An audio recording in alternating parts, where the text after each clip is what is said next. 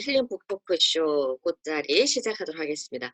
오늘이 제 81회 꽃자리예요. 제가 2014년 1월부터 시작해서 올해까지 지금 매달 진행을 하고 있습니다. 그래서 어떤 달은 2번 정도씩 한 달도 있어요. 그래서 지금 제 81회가 됐고요.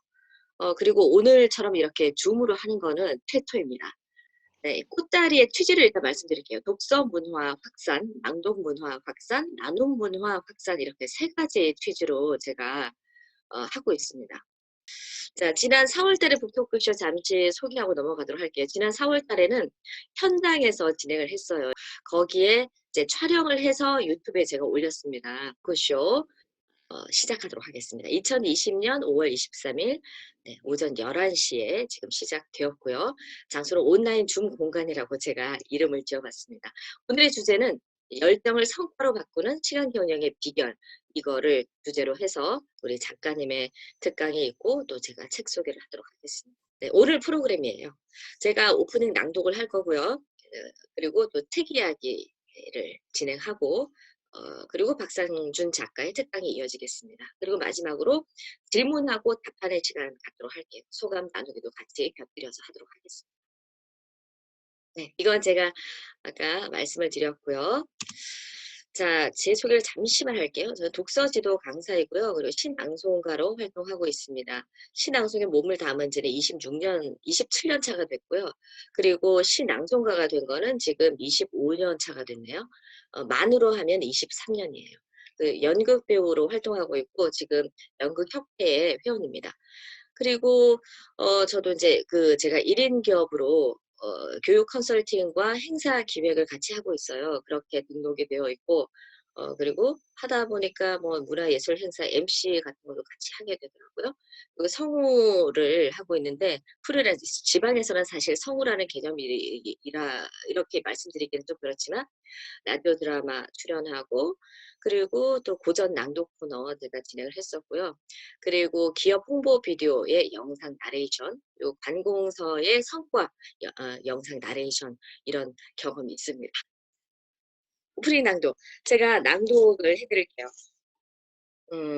자, 일단은 제가 음악을 하나 틀어놓고 한번 해보도록 할게요. 느낌이 어떤지는 모르겠습니다. 네. 잠시만요. 오늘 제가 낭독할 거는 뭐냐면은 구본영 작가님 다들 아시죠? 구본영 작가, 돌아가신 구본영 작가의 책 중에 미치지 못해 미칠 것 같은 젊음이라는 제목의 책이 있어요. 이 책의 서문에 나온 그 시인데요. 그 내용이 오늘 주제하고 너무나 맞는 것 같아서 제가 선정을 했어요. 그래서 이거를 읽어드릴게요. 이게 지금 음악이 잘 재생이 안 되네요. 그냥 제가 생으로 읽어드리도록 하겠습니다. 내가 만일 다시 젊음으로 돌아간다면 겨우 시키는 일을 하며 늙지는 않을 것이니 아침에 일어나 하고 싶은 일을 하는 사람이 되어 천둥처럼 내 자신에게 놀라워하리라. 신은 깊은 곳에 나를 숨겨두었으니 헤매며 나를 찾을 수밖에. 그러나 신도 들킬 때가 있어 신이 감추어둔 나를 찾는 날 나는 승리하리라. 이 세상에서 내가 가장 잘할 수 있는 일은 무엇인가?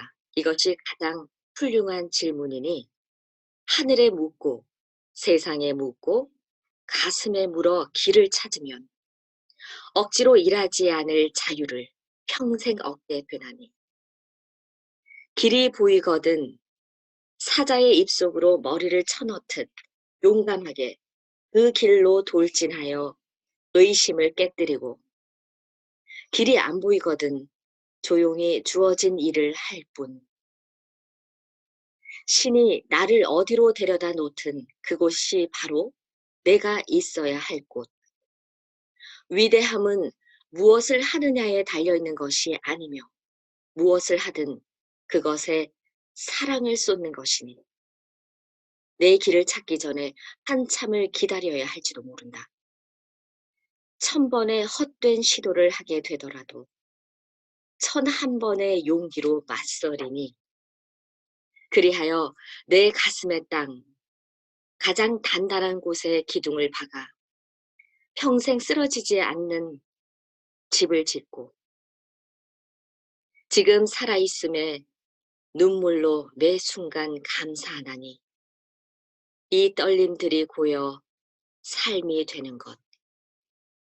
아, 그때 나는 꿈을 이루게 되리니 인생은 시와 같은 것. 낮에도 꿈을 꾸는 자는 시처럼 살게 되리니 인생은 꿈으로 지어진 한 편의 시.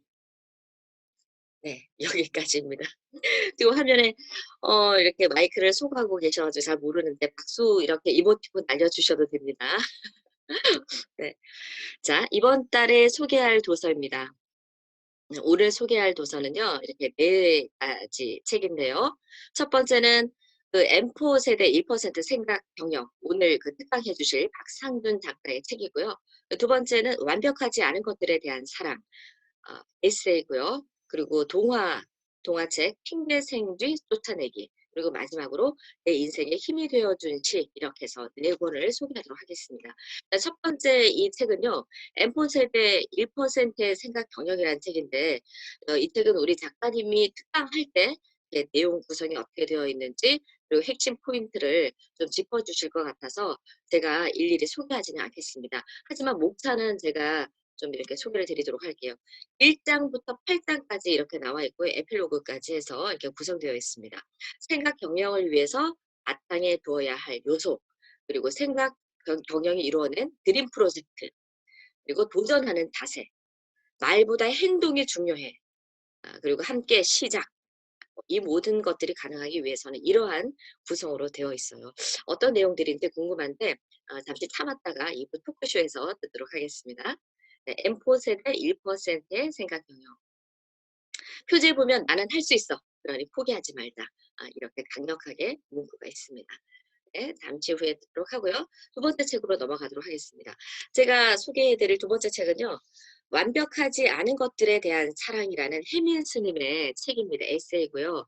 이 해민 스님이 사실 멈추면 비로소 보이는 것들이라는 이 책으로 굉장히 베스트셀러가 됐잖아요. 이 책이. 그런데 그 이후에 나온 책이에요. 완벽하지 않은 것들에 대한 사랑. 2016년도에 나온 책입니다.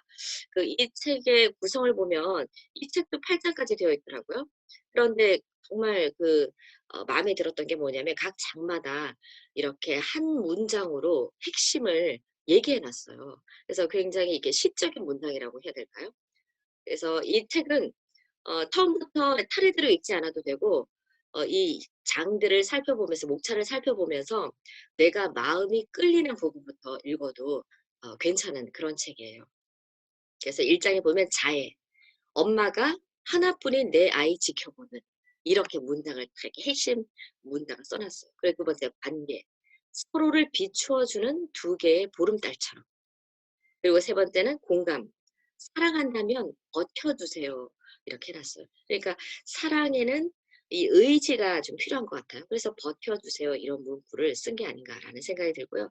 용기라는 장에서는 어두울 때 비로소 보이는 빛처럼. 그리고 5번째 장은 가족이에요. 나의 첫사랑, 그리고 나의 첫 상처이기도 하죠, 사실.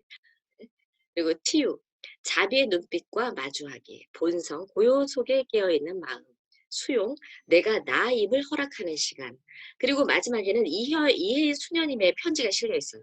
근데 그 편지는 뭐냐면은 해민 스님의 이 책, 완벽하지 않은 것들에 대한 사랑, 이 책을 읽고 나서 보낸 편지예요. 이 편지가 이 책의 말미에 실려 있습니다. 그래서 이렇게 이 편지가 굉장히 궁금하신 분들이 있으실 거예요. 제가 일부분만 잠시 소개를 해드릴게요. 어제는 스님이 쓰신 책 완벽하지 않은 것들에 대한 사랑을 토시 하나 빼지 않고 꼼꼼히 읽었습니다. 지난번 책 멈추면 비로소 보이는 것들이 국민적 베스트셀러로 사랑받은 것과 마찬가지로 이번 책도 많은 분들로부터 사랑받을 것 같은 예감이 듭니다.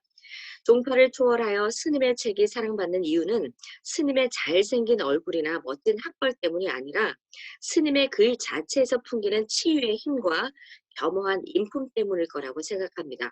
이렇게 편지를 시작하셨는데 굉장히 긴 편지예요. 제가 지금 읽은 게 20분의 1? 거의 뭐 한 30분의 1 정도밖에 되지 않거든요. 그래서 이 종교를 초월해서 이렇게 서로 소통할 수 있다라는 게 너무 좋은 것 같습니다, 이 모습이. 그래서 이게 궁금하신 분은 이 책을 꼭 사서 읽으시면 좋겠어요. 네. 그리고 이 책을 좀 이렇게 밀도 있게 소개를 하고 싶어도 시간 관계상 오늘은 조금 줄여서 하도록 할게요.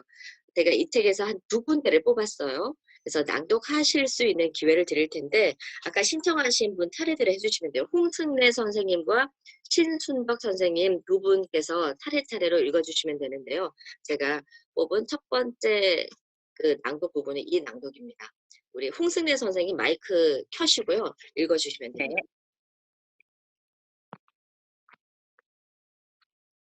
네.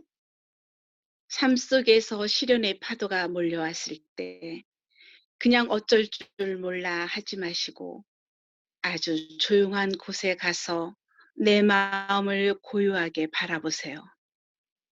마음이 깊은 침묵과 닿으면 알게 됩니다. 이번 시련을 이겨낼 수 있는 힘이 내 안에 있다는 사실을. 네. 와 너무 감사드립니다. 네. 우리 박수 좀 쳐 주세요, 박수. 네. 이 온라인의 한계가 지금 소리 마이크를 다 켜 놓을 수가 없어 가지고 그것이 굉장히 아쉽습니다. 네. 그리고 채팅창으로도 이렇게 응원의 박수를 보내주시면 좋겠습니다. 자, 두 번째, 이거 괜찮나요? 삶 속에서 시련의 파도가 몰려왔을 때 그냥 어쩔 줄 몰라 하지 마시고 아주 조용한 곳에 가서 내 마음을 고요하게 바라보세요. 이런 경험이 있지 않았을까라는 생각이 들어요. 저는 바다를 좋아해서 좀 시련의 파도가 몰려왔을 때 바다 바라보는 것이 굉장히 좋아서 그때 그 바다에 갔던 경험이 있어요. 그 망망대해를 보면서 나 자신과 깊이 있게 만나는 그 순간 그래서 마음이 깊은 침묵과 닿으면 알게 됩니다. 어떤 시련이라도 이겨낼 수 있는 힘이 내 안에 있다는 사실을. 그래서 이 문구가 좋아서 뽑았는데 좋은 문구는 가장 이 문구를 가까이 하는 방법은 몽땅 외우는 거라고 생각합니다. 우리 인제 신앙송가들은 하다 보면 이제 시들을 다 외우기 때문에 이 암송에 굉장히 가까이 접해 있거든요. 그래서 '일상이 되면 좋지 않을까.'라는 생각이 들어요. 그래서 좋은 문장들을 많이 암송하면 그것이 내 삶의 일부가 된다라는 거를 꼭 말씀드리고 싶습니다. 자, 두 번째는요. 우리 신순덕 선생님 마이크 켜시고 또 읽어 주시기 바라겠습니다. 구름이 슬픔을 이겨내는 방식은 울 수 있을 때까지 우는 것입니다.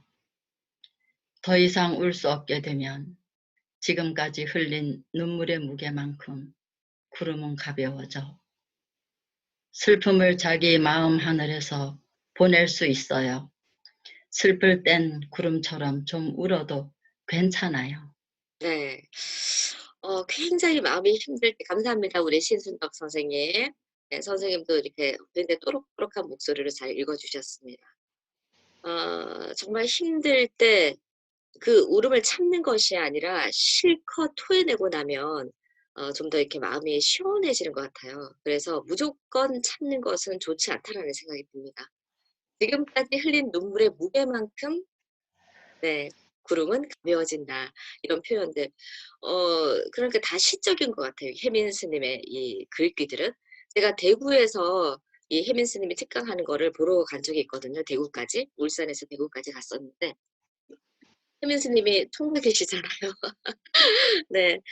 그런데 말투가 굉장히 재밌었어요. 왠지 독특한 말투로 이렇게 강의를 하시는데 직접 들으신 분들은 또 아실 수도 있겠습니다만 또 혹시 궁금하신 분은 유튜브를 통해서 한번 접해 보시면 좋을 것 같습니다. 굉장히 독특한 말투로 이렇게 강의를 하시고 목소리는 굉장히 편안했어요. 편안해서 듣고 있으면 왠지 뭐든지 다 이렇게 이해될 것만 같은, 수용해 줄 것 같은 그런 느낌이 드는 목소리를 지니시고, 그것이 아마 가식이 아니라 온몸에서 전해져 오는 그런 느낌, 그런 에너지가 느껴졌습니다. 자, 이렇게 해서 우리 혜민 스님의 책 완벽하지 않은 것들에 대한 사랑, 이렇게 여러분께 소개해 드렸습니다. 더 할 말이 많지만 여기서 줄이고 세 번째 책으로 넘어가도록 할게요. 네, 동심의 세계로 여러분을 초대하겠습니다.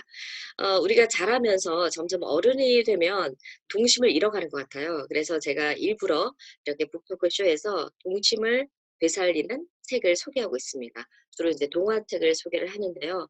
이 동화책은 아이들만 접하는 것이 아니라 모든 세대에 걸쳐서 접할 수 있는 너무 좋은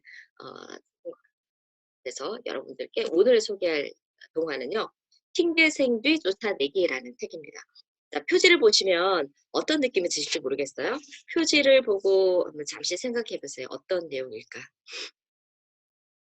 네, 여기에 보면 이 책 속에는 박진영이라는 친구가 이 책의 주인공이에요. 그래서 이 친구 머릿속에 어느 날 빨간 생쥐와 노란 생쥐가 찾아옵니다. 근데 빨간 생쥐는 뭐냐면 거짓말을 자꾸 하게 만드는 생쥐예요. 그리고 노란 생쥐는 이렇게 그 핑계를 대는 생쥐죠.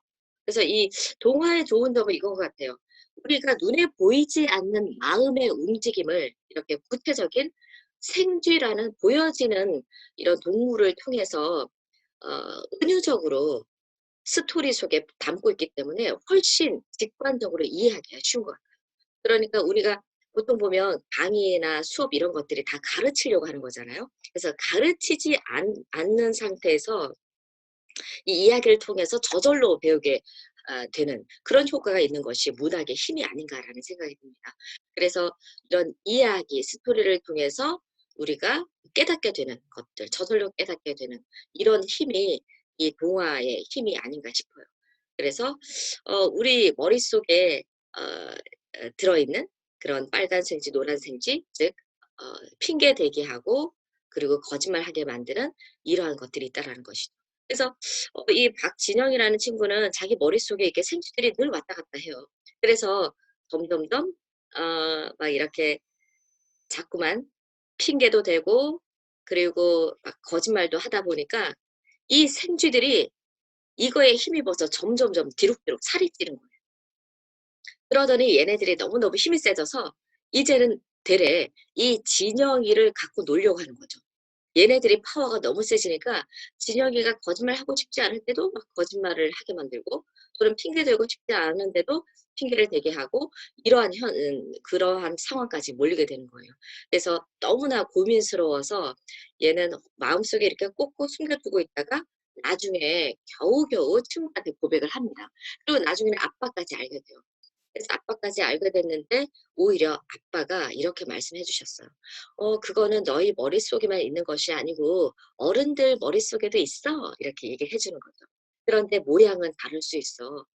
마귀 할멈이 들락거리기도 하고 또는 막 무서운 동물이 고양이나 여우 같은 것들이 들락거리기도 하고 도깨비 같은 것들이 들락거리기도 하고 그 모습은 다르지만 아주 이렇게 우리의 마음을 뺏어가는 것들이 있다라는 거죠. 그래서 그런 얘기를 통해서 우리가 갖고 있는 그 마음의 태도의 결정, 어느 부분에 힘을 실어주느냐에 따라서 우리 삶도 달라지지만 그리고 한번 마음을 잘못 먹으면 그쪽에 계속 관성의 법칙처럼 거기에 계속 머물게 되는 경우가 더 많다라는 것이죠. 연초에 세운 계획들 다들 잘 진행하고 계시나요? 그래서 이 책을 읽으면서 저도 이게 '핑계생쥐가 제 머릿속에 들락거리고 있구나.' 이런 생각이 들었어요. 계속 미루고 막 이렇게 하다 보니까 연초에 세웠던 계획들 중에 지금 실천이 점점 안 되고 있는 것들이 있어요. 그래서 이 책을 읽으면서 그런 것들이 너무나 도움이 됐습니다. 그래서 혹시나 인제 그 두꺼운 책을 읽어내기가 힘드신 분들 그리고 이렇게 그 직접적으로 가르치려고 하는 책들 이런 책들에 좀 실증이 나신 분들이나 또는 노안이시라 작은 글을 읽기가 힘드신 분들은 동화를 읽으시면 참 좋을 것 같아요. 그래서 아이들뿐만 아니라 어른들이라도 이런 동화를 통해서 이 메시지 자체는 결코 어린이 그 대상 동화라고 해서 결코 작은 것이 아니거든요. 그래서 여기 이 동화에서 주는 메시지는 정말 거의 철학에 가까운 이런 메시지가 담겨 있기 때문에, 그리고 스토리를 통해서 들려주기 때문에 너무나 좋은 것 같습니다. 네, 핑계생지 쫓아내기, 이 책을 여러분께 세 번째 책으로 추천을 합니다. 마음에 드셨는지 모르겠네요. 그래서 또 많은 친구들 또는 어른들한테도 이런 동화 선물이 참 좋을 것 같아요. 네. 자, 그리고 마지막입니다. 이제 시심의 세계로 초대하도록 하겠습니다. 이번에는 시집이에요. 보통 보면 많은 사람들이 그 시집은 잘 읽지 않아요. 그런데 시에 정말 좋은 파워가 너무 많거든요. 영향력이라고 해야 될까요? 제가 뭐 이렇게 기회가 닿으면은 그거를 한 번쯤 시에 관한 특강을 하려고 해요. 그래서 저는 이제 20년 넘게 이 시 낭송에 몸담고 있으면서 시에 대한 어떤 유용성, 그리고 제가 받은 그런 힘, 이런 것들이 많기 때문에 그런 거를 나눌 기회가 또 있었으면 좋겠습니다. 자, 내 인생에 힘이 되어준 시, 이 책도 역시 2016년도에 나왔어요. 그런데 보니까 이게 그 당시에 거의 뭐 7세까지 이렇게 됐더라고요. 그런데 지금 몇 년이 흘렀잖아요. 지금은 또 몇 살까지 진행되는지 모르겠습니다. 시집으로서는 굉장히 성공한 것 같아요. 제가 이렇게 보니까 이 책 속에는, 이 시집 속에는 제가 좋아하는 시들이 다 담겨 있었어요. 거의 뭐 대부분의 시가 제가 좋아하는 시들이었는데, 대중들이 읽기에 너무 좋은 시인 것 같아요. 그래서 우리가 이제 시를 잘 접하지 않는 분들 보면 학교 때 너무나 고리따분하게 배워서, 그리고 너무 재미없어서 이러한 선입견이나 편견이 있는데, 그런 것들을 깰 수 있는 것 같아요. 왜냐하면은 전부 다 우리가 대중들, 일반인들이 이해하기, 그러니까 공감하기 쉬운 이런 시들로 엮여져 있어요. 우리의 삶에 대한 관련된 그런 시들이 엮여져 있기 때문에, 그래서 아마 이 책이 여러 회 이렇게 나가지 않나 이런 생각이 들고요. 군데군데 그림도 같이 있습니다. 얇으면서 굉장히 인제 좋은 것 같아요. 제가 여기서도 한 3 편의 시를 뽑았는데, 또 읽어 주실 분 계셨죠 아까? 또 신청을 해 주셨는데 또 읽어 주시면 되겠습니다. 자, 일단 목차를 설명드릴게요. 여기에는 1 장에서 5 장까지 이렇게 나눠져 있는데요. 거의 70-80 편의 시가 있어요. 그래서 각 장마다 아주 인제 10편 넘게 있는데, 제가 제목을 몇 개만 적었어요. 사람이 풍경으로 표현할 때. 그리고 2 장은 그대 눈동자 속에 새겨진 별의 궤도. 3 장은 그리운 사람이 있다는 것. 4 장은 사소한 것들에 대하여. 5. 꽃처럼 웃을 날 있겠지요. 이렇게 5 장으로 꾸며져 있습니다. 짧으면서 임팩트 있는 시들 골랐습니다. 사람이 풍경으로 피어나라는 시를 제가 또 뽑았는데, 굳이 신청은 하지 않으셨지만 지금 즉석에서 내가 한번 읽어보겠다 하시는 분은 마이크 켜시고 읽어주시면 좋겠습니다. 어느 분이 한번 해보실까요? 용기 있게 한번 해주세요. 없으세요? 제가 해볼까요? 네네, 감사합니다. 네, 네. 제가 음악 사람이, 켜드릴게요. 네, 네. 네, 사람이 읽어주시면 돼요. 풍경으로 피어나 정현종. 사람이 풍경으로 피어날 때가 있다. 앉아있거나 차를 마시거나 잡담으로 시간에 이스트를 넣거나 그 어떤 때거나 사람이 풍경으로 피어날 때가 있다. 그게 저 혼자 피는 풍경인지 내가 그리는 풍경인지 그건 잘 모르겠지만 사람이 풍경일 때처럼 행복한 때는 없다. 와, 감사합니다. 와, 네. 목소리가 굉장히 감성적인 목소리인 것 같아요. 시 낭송에 굉장히 적합하신 것 같은데 너무 아, 고맙습니다. 감사합니다. 네, 감사합니다. 네, 사람이 풍경으로 피어나, 이 제목만 들어도 좋지 않나요? 예, 사람을 풍경에 이렇게 피어난다, 이렇게 표현을 했어요. 근데 시인들은 참 뭐라고 할까요? 글을 표현하는 것이 감각적이기 때문에, 그래서 좀 더 가슴에 더 다가갑니다. 차를 마시거나 앉아있거나 이런 것들이 풍경으로 표현할 때가 있다. 네, 사람이 풍경일 때처럼 행복한 때는 없다. 우리 이렇게 그 온라인상이지만 이 자리에 이렇게 모여 있는 여러분들께서도 이게 풍경처럼 느껴집니다. 저는 또 행복합니다. 지금 이 순간 함께 해주셔서.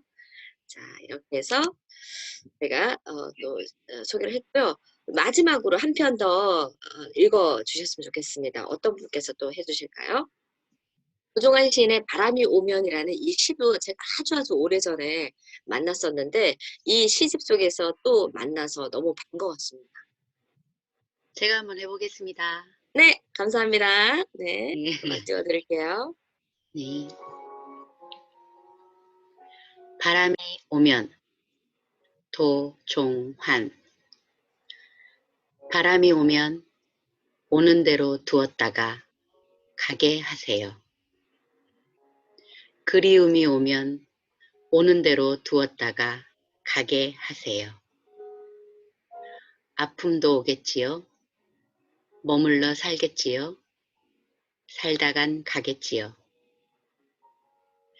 세월도 그렇게 왔다 간 걸 왔다 간 이건데 왔다 갈 거예요. 네, 가도록 그냥 두세요. 네, 감사합니다. 네, 다들 신앙송을 배우신 것처럼 차분하게 너무 잘 읽어주시네요. 감사합니다. 네, 우리가 이렇게 뭔가 강요하지 않고 자연스럽게 흘러가게 두는 거, 이런 것도 삶의 한 비결이지 않나 싶어요. 우리 감정도 역시 계속 흘러가잖아요. 기뻤던 감정도 영원한 것이 아니라 얘가 잠시 머물렀다가 가는 것이고, 그리고 슬픈 감정도 그게 영원한 것이 아니라 잠시 나한테 왔다가 또 흘러가는 것이고. 제가 근데 코칭 자격증을 몇 년 전에 또 이렇게 땄어요. 그래서 코칭에서도 이렇게 말하는 것이 감정을 객관적으로 바라보라 이렇게 얘기하더라고요.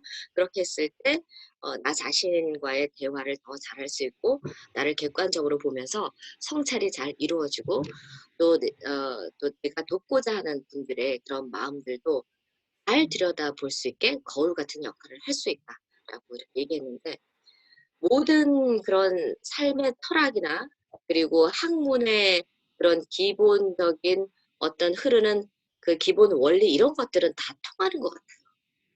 네, 그래서 이 시에서 바람이 오면이라는 이 시에서도 가도록 그냥 두세요. 왔다간 갈 거예요. 왔다가는 그냥 이 글귀가 세월이 지나면서 점점점 마음에 와 닿는 것 같아요.